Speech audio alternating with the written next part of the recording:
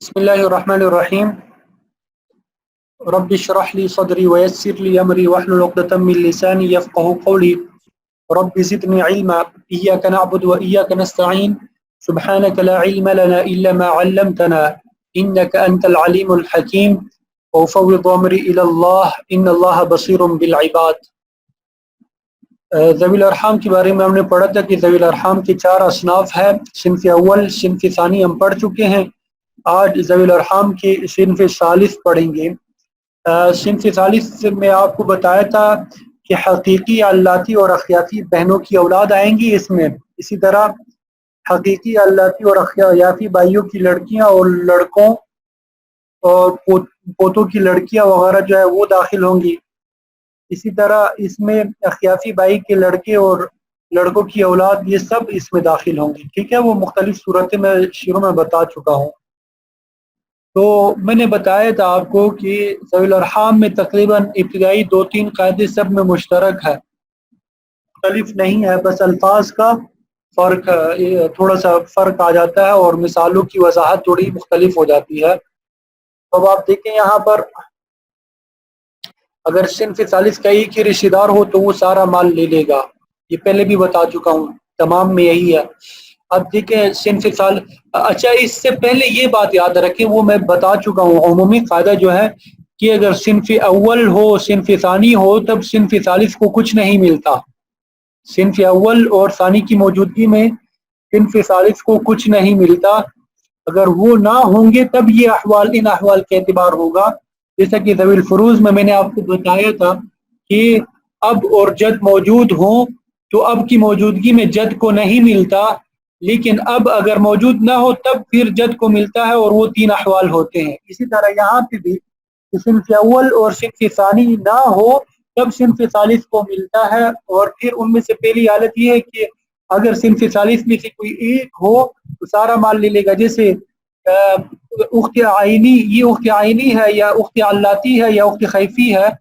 Bint, ये उख्त खैफी या अल्लाती या आइनी की बेटी है, जिसको हम भतीजी कहते हैं। ठीक है, हकीकी भतीजी हो, अल्लाती भतीजी हो या खैफी भतीजी, एक अगर भतीजी हो तो इसको क्या मिल जाएगा, जो एक माल है वो मुकम्मल ले लेगी। ठीक है, भतीजा जो है वो आसबात में दाखिल है, भतीजा जो है आसबात में दाखिल है।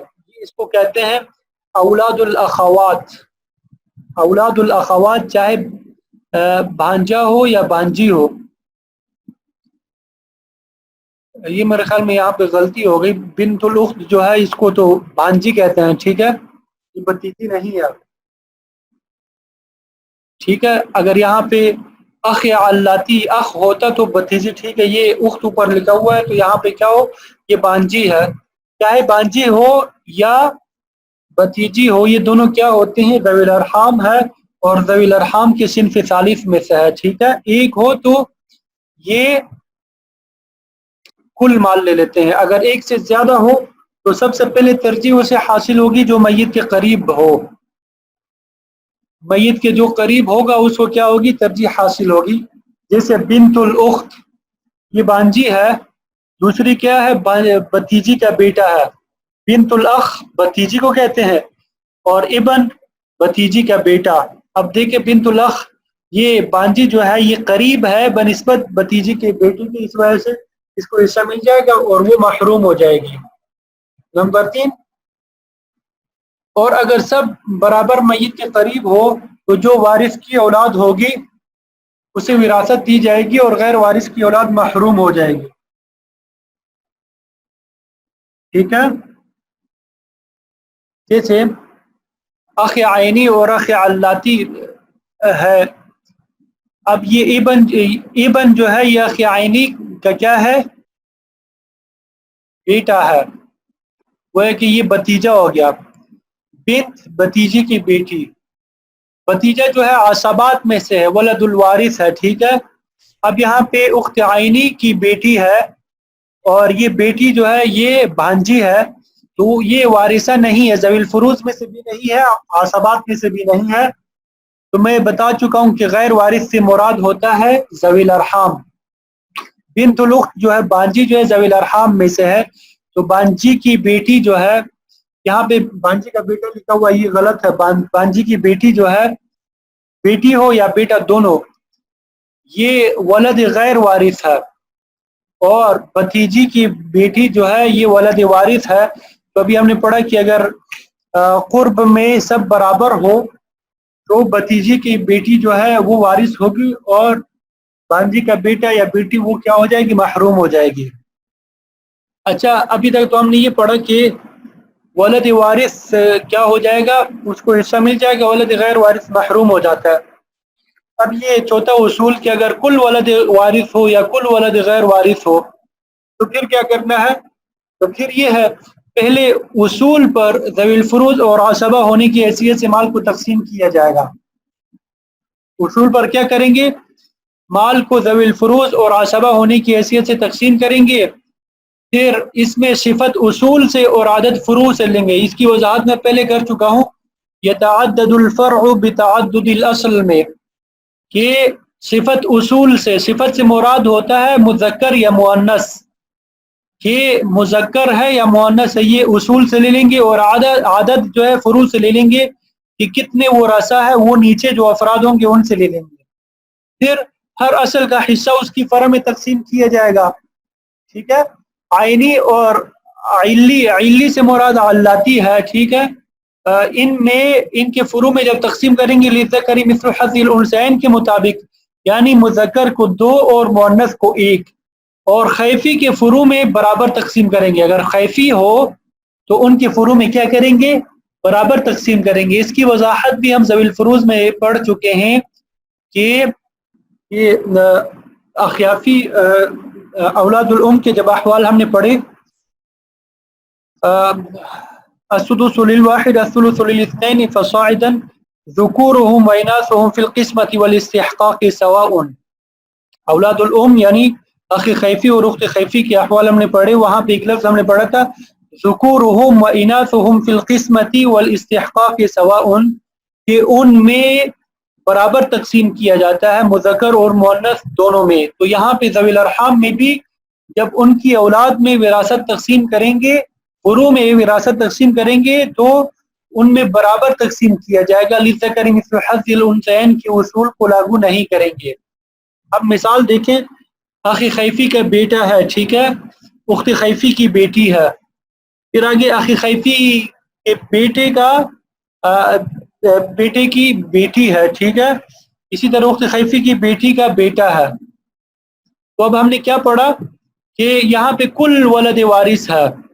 कुल क्या है, वलद वारिस है, क्योंकि कुल वलद वारिस नहीं है, कुल वलद गैर वारिस है। क्योंकि अखी खैफी का जो बेटा है या उख्त खैफी की बेटी जो है, ये आसबात में से भी नहीं है, ज़वील फुरूज में से भी नहीं है, ये ज़वील अरहाम में से है। ठीक है, तो अब इनकी औलाद जो है, इसमें जब हम विरासत तकसीम करेंगे पहले उसूल में, अब हमारे पास यहाँ उसूल क्या है, हमारे पास उसूल ये है, ये हमारे पास उसूल है, और ये नीचे जो है ये गैर वारिस है। गैर वारिस से मुराद क्या है, ज़वील अरहाम में से है। ठीक, ये ज़वील अरहाम में से है। तो इनके जो फुरू है बिन्त और इबन, इनमें हमने विरासत तकसीम करनी है। तो अभी हमने पढ़ा सबसे पहले उसूल में ज़वील फुरूज और आसबा होने की हैसियत से हम विरासत तकसीम करेंगे। उसूल ये है, ठीक है। तो अखी खैफी और उख्त खैफी ये दोनों क्या है, ज़वील फुरूज है। ठीक है, अगर 2 हो तो इनको सुलुस मिलता है। अगर ये 2 हो, कितना मिलता है इनको, सुलुस मिलता है। ठीक है, सुलुस मिलता है। तो सुलुस अगर मसले में आता है तो मसला 3 से बनाया जाता है। मसला किस से बनाया जाता है, 3 का सुलुस क्या है, 1 है। अच्छा, ये तफसीलात में ना जाए, बाकी वो फिर रद्द ये काफ़ी लंबा हो जाएगा। बहरहाल यहाँ पे सुलुस मिलेगा। तो ये 2 जो है रद्द करने के बाद, रद्द और तशरीह के उसूल को अपनाने के बाद क्या हो गया, 2 से मसला हमने बना दिया। तो 2 जो है उसका 1 जो है यहाँ पे अखी खैफी को दे दिया, और 1 जो है उख्त खैफी को दे दिया। 1 अखी खैफी को दे दिया और 1 उख्त खैफी को। ऐसे नहीं करेंगे कि अखी खैफी को 2 दे दें और उख्त खैफी को 1 दे देंगे, ठीक है नहीं। بلکہ برابر تقسیم کریں گے. اب یہی ایک جو اخ خیفی کو ہم نے دیا ہے یہ نیچے آ جائے گا. ٹھیک ہے, یہ ایک اس کو دے دیا. اسی طرح اخ خیفی کا ایک جو ہے اس کے نیچے اصول میں فروع میں تقسیم کریں گے. ٹھیک ہے, لیکن اگر یہاں پہ اخ علاتی ہوتا یا اخت علاتی ہوتی اور ادھر اخ علاتی ہوتا تو پھر للذکر مثل حظ الانثیین کے اصول کے مطابق دو اس کو ملتے اور ایک اخت علاتی کو ملتا. اسی طرح پھر ان کے فروع میں بھی تقسیم ہوتا. یہ ذوی الارحام کے 4 احوال آپ نے پڑھ لیے. اسی طرح ذوی الارحام صنف رابع جو ہے یہ بھی انتہائی آسان ہے. یہی 4 احوال ہے اس میں بھی تقریباً, بلکہ 3 احوال ہے اس میں. اس میں آپ کو بتا چکا ہوں کہ پھوپھی, خالہ, ماموں اور ان کی اولاد وغیرہ جو ہے, اخیافی, چچا, یہ سب داخل ہے. ٹھیک ہے, تو اگر صنف رابع کا ایک ہی رشتہ دار ہو تو سارا مال لے لے گا. ٹھیک ہے. دوسرا اصول کیا ہے؟ دوسرا اصول یہ ہے کہ اگر ایک سے زیادہ ہو تو اتحاد قرابت اگر ہو, اگر ایک سے زیادہ ہو تو پھر کیا دیکھنا ہے؟ اتحاد قرابت. اتحاد قرابت سے مراد یہ ہے کہ کل ابویہ ہو یا کل امویہ ہو. ابویہ سے مراد کہ باپ کے واسطے سے ان کا رشتہ ہو, امویہ سے مراد ماں کے واسطے سے ان کا رشتہ ہو. پھپھو وغیرہ کا رشتہ باپ کے واسطے سے ہوتا ہے تو یہ ابویہ ہے.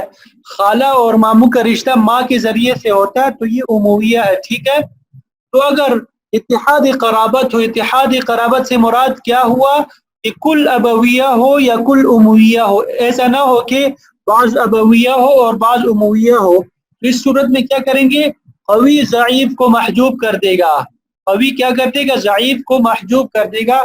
قوی سے مراد یہ ہے کہ بعض اوقات حقیقی آئے گا تو اس کے مقابلے میں علاتی محجوب ہو جائیں گے. حقیقی کی موجودگی میں علاتی خود بخود کیا ہو جائیں گے؟ محجوب ہو جائیں گے. اسی طرح حقیقی کے مقابلے میں خیفی بھی محجوب ہو جائیں گے. جب یہ قوی ضعیف کو محجوب کرے گا پھر کیا کرنا ہے؟ للذکر مثل حظ الانثیین کے مطابق تقسیم کریں گے. جیسے دیکھیں مثال, یہاں پہ عامہ عینی ہے. عامہ کس کو کہتے ہیں؟ پھپھو کو کہتے ہیں. عامتن, پشتو میں بھی عامہ پھپھو کو بولتے ہیں. ٹھیک ہے, عامہ عینی. اسی طرح عام خیفی, عام خیفی عام چچا کو بولتے ہیں اور یہ خیفی ہے. اب دیکھیں یہ عام جو ہے مذکر ہے, عامہ پھپھو جو ہے مؤنث ہے.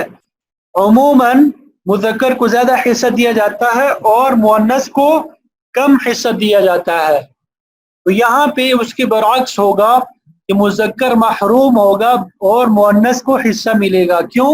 اس وجہ سے کہ ان دونوں میں اتحاد قرابت ہے, اور ایک سے زیادہ. اتحاد قرابت سے مراد کیا ہے کہ یہ دونوں کیا ہے؟ ابویہ ہے. دونوں کیا ہے؟ ابویہ ہے, یعنی باپ کے واسطے سے میت کی طرف منسوب ہے. تو ان میں جو قوی ہے عامہ عینی حقیقی پھپھو جو ہے یہ قوی ہے, یہ اس کو حصہ مل جائے گا اور یہ خیفی چچا کو کیا کر دے گا؟ محجوب کر دے گا. اسی طرح امویہ کی مثال دیکھیں, ایک خالہ عینی ہے اور ایک خالہ خیفی ہے, تو یہ امویہ کی مثال ہو گئی. تو خالہ عینی جو ہے خالہ خیفی کو محجوب کر دے گی. اچھا, یہ اتحاد قرابت کی مثال تھی. اب دیکھتے ہیں اختلاف قرابت, یعنی بعض جو ہے وہ ابویہ ہو اور بعض امویہ ہو. تو اب پھر کیا کریں گے؟ ہر طائفے کا قوی اسی طائفے کی ضعیف کو محجوب کرے گا. طائفے سے مراد ابویہ, ایک ابویہ یعنی باپ کی جہت سے جو منسوب ہو اسے ایک طائفہ کہیں گے, ماں کی جہت سے جو منسوب ہوگا اسے دوسرا طائفہ کہیں گے. تو باپ والے جو رشتہ دار ہوں گے, باپ کے واسطے سے جو منسوب ہوں گے, ان میں جو قوی ہوگا وہ باپ ہی والے دیگر رشتہ داروں کو جو ضعیف ہوں گے ان کو محجوب کر دیں گے. اور اسی طرح امویہ میں جو قوی ہوگا وہ امویہ ہی کے ضعیف کو محجوب کر دیں گے. اس طرح نہیں ہوگا کہ ابویہ کا قوی جو ہے امویہ کے ضعیف کو محجوب کر دے گا, ایسا نہیں ہوگا. ابویہ والے قوی جو ہے وہ ابویہ والے ضعیف کو محجوب کریں گے, امویہ والے قوی جو ہے امویہ والے ضعیف کو محجوب کریں گے، ایک دوسرے کو محجوب نہیں کریں گے۔ جب محجوب کر دیں گے پھر کیا کرنا ہے؟ اس کے بعد ابویہ کو ثلثان ملے گا اور امویہ کو ثلث دیا جائے گا۔ دیکھیں مثال سے سمجھیں، یہ عامہ خیفی ہے، یہ ابویہ ہے، عامہ خیفی ہے، ٹھیک ہے نا، یہ ابویہ ہے، ٹھیک، خالہ خیفی ہے، یہ کیا ہے؟ امویہ ہے، ماں کے واسطے سے منسوب ہے۔ اب چونکہ ہر طائفے میں ایک ایک ہی وارث آیا ہے، اب یہ عامہ ابویہ میں دوسرا کوئی وارث ہے نہیں، اسی طرح امویہ میں دوسرا وارث ہے نہیں، تو ہمیں محجوب کرنے کی ضرورت پیش نہیں آئی۔ اب ہم کیا کریں گے؟ یہاں پہ ابویہ جو ہے اس کو ثلثان دے دیں گے، 2 دے دیا، ٹھیک ہے، اور امویہ کو ہم نے کیا کر دیا؟ 1 دے دیا، ثلث دے دیا، ٹھیک ہے۔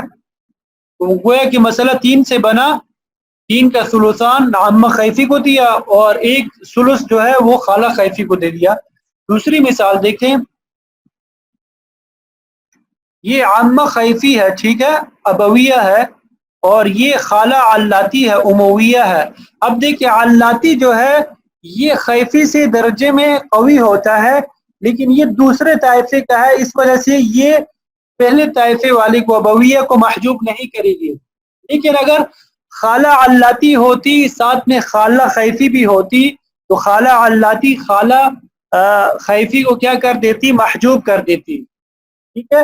اسی طرح عامہ خیفی کے ساتھ عامہ حقیقی بھی ہوتا، یعنی حقیقی پھوپھو بھی ہوتی، تو حقیقی پھوپھو یہ عامہ خیفی کو کیا کر دیتا؟ محجوب کر دیتا۔ تو چونکہ موجود نہیں ہے اس وجہ سے ہر طائفہ کا قوی جو ہے اسی طائفہ کے ضعیف کو محجوب کر دے گا، اس کی ضرورت ہمیں نہیں پڑی۔ دوسرا جو یعنی قاعدے کا جو دوسرا حصہ ہے کہ ابویہ کو ثلثان اور امویہ کو ثلث دیا جائے گا، تو ابویہ کو ثلثان دے دیں گے۔ ابویہ جو ہے یہاں پہ 2 دے دیا، ثلثان ہے یہ 3 کا۔ اسی طرح امویہ کو کیا کر دیا؟ 1 دے دیا، ثلث دے دیا۔ تو یہ ذوی الارحام کے اصناف آپ نے پڑھ لی الحمدللہ۔ اور ذوی الارحام صنف رابع جو ہے اس کی اولاد بھی ہے، ٹھیک ہے، تو ان کے احوال بھی صنف اول ہی کی طرح ہے۔ صنف خامس جو ہے یعنی صنف رابع کی جو اولاد ہے ان کے احوال بھی ذوی الارحام صنف اول ہی کی طرح ہے، اس میں کوئی فرق نہیں ہے، اس کے مطابق وہ حل کر سکتے ہیں اس کو۔ اب جو متفرقات ہے جو ہم نے پڑھنا ہے وہ میں دوسرا فائل میں کھول لوں ذرا، ایک منٹ۔ اچھا یہ اب آپ دیکھیں ابھی تک جو ہم نے پڑھا ہے اس کا خلاصہ جو ہے، دیکھیں سب سے پہلے ہم نے خلاصۃ المیراث پڑھا تھا، ٹھیک ہے، اس میں 3 حقوق جو ہے ترکہ سے متعلق حقوق، ترکہ کو ورثہ میں تقسیم کرنے کی ترتیب، ٹھیک ہے، موانع ارث، پھر آگے معرفت الورثہ ہم نے پڑھا، ذوی الفروض کل 12 تھے، 4 مرد 8 عورتیں، عصبات 2 قسمیں کی تھی، نسبی سببی، نسبی بنفسہ بغیرہ مع غیرہ، سببی مولا العتاقہ ثم عصبۃ الذکور۔ پھر ذوی الارحام نے ہم نے پڑھے ذوی الارحام کے 4 اصناف، ٹھیک ہے۔ آگے پھر توصیل الحقوق الی مستحقیہم میں یعنی ورثہ کو ان کا حصہ پہنچانے کا طریقہ، اس میں ہم نے 10 مباحث پڑھے تھے۔ کتنے مباحث پڑھے تھے؟ 10 مباحث پڑھے تھے۔ 2 عددوں کے درمیان نسبت، مسئلہ بنانے کا طریقہ، ترکہ نکالنے کا طریقہ، فیصد نکالنے کا طریقہ، تصحیح، رد، مناسخہ، تخارج یعنی دستبرداری، دینی محیط، مقاسمۃ الجد، اور چوتھے نمبر پہ ہم نے متفرقات پڑھے، اس میں خنثی، حمل، مفقود، مرتد، قیدی اور حادثاتی مرگ پڑھا ہے، ٹھیک ہے۔ تو آج ابھی ہم پڑھیں گے کچھ مسائل جو ہمیں عموماً پیش آتے ہیں، مثلا مختلف فنڈز، اس کے بارے میں ایک اصول آپ نے یاد رکھنا ہے۔ مختلف فنڈز جو ایک بندے کا انتقال ہو جاتا ہے، وہ کسی کمپنی میں ملازمت کرتا ہے یا سرکاری جاب ہوتی ہے اس کی، تو اب پھر ورثہ کو مختلف چیزیں ملتی ہے، اس کے بارے میں ہم کیسے فیصلہ کریں کہ یہ ترقی میں شامل ہوگی یا یہ جو ورثہ کو دی گئی ہے ان کو دی جائے گی۔ تو اس بارے میں یہ اصول جو ہے آپ یاد رکھیں گے انشاءاللہ آپ کے لیے فیصلہ جو ہے وہ فیصلہ کرنا آسان ہو جائے گا، بشرطے کہ آپ کو کمپنی کی پالیسی جو ہے وہ معلوم ہو۔ وہ اصول کیا ہے؟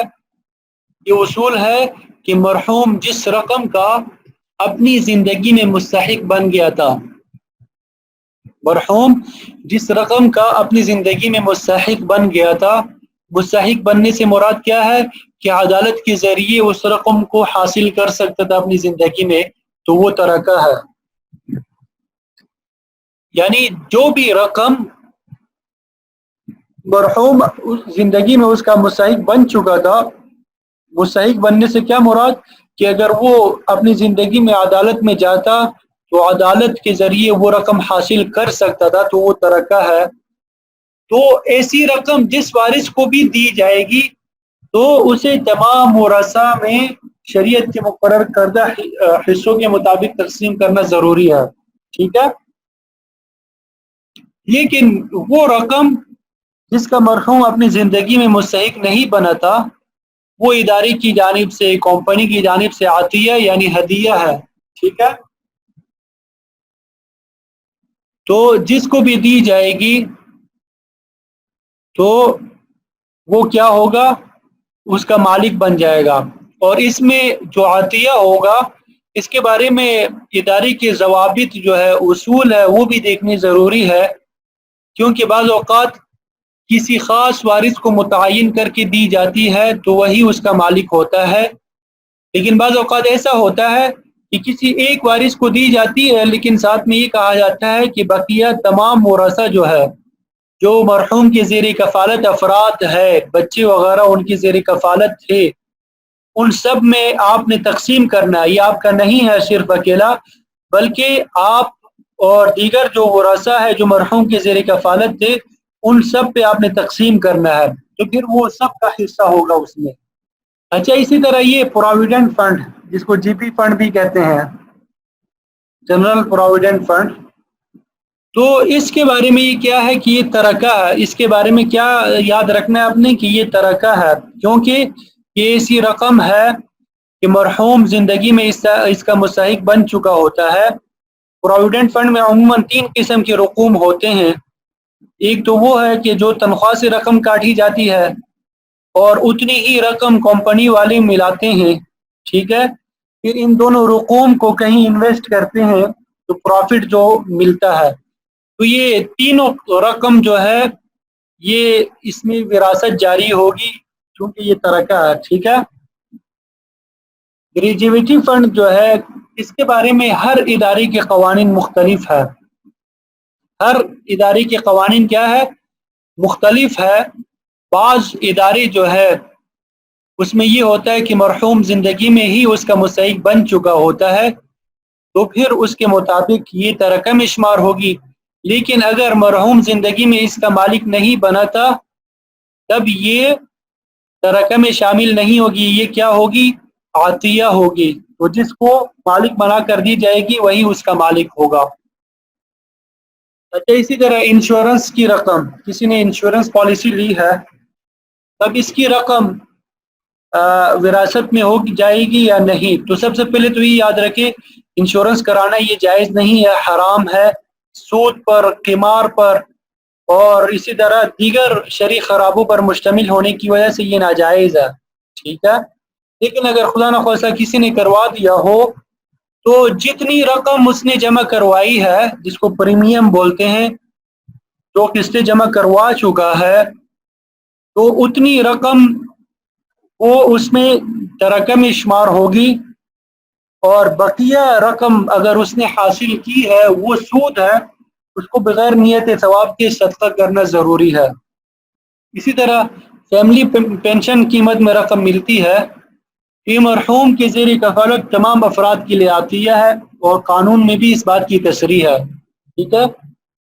اور گروپ انشورنس جو ہے، ایک تو ہے انشورنس کہ جب انسان خود پالیسی لیتا ہے کسی انشورنس کمپنی سے تو اس کو انشورنس بولتے ہیں، ٹھیک ہے۔ گروپ انشورنس سے مراد یہ ہوتا ہے کہ آپ کسی کمپنی میں ملازمت کرتے ہیں تو وہ کمپنی جو ہے اپنے تمام ملازمین کا انشورنس کراتی ہے خود، ملازم خود نہیں کرتا بلکہ کمپنی کراتی ہے.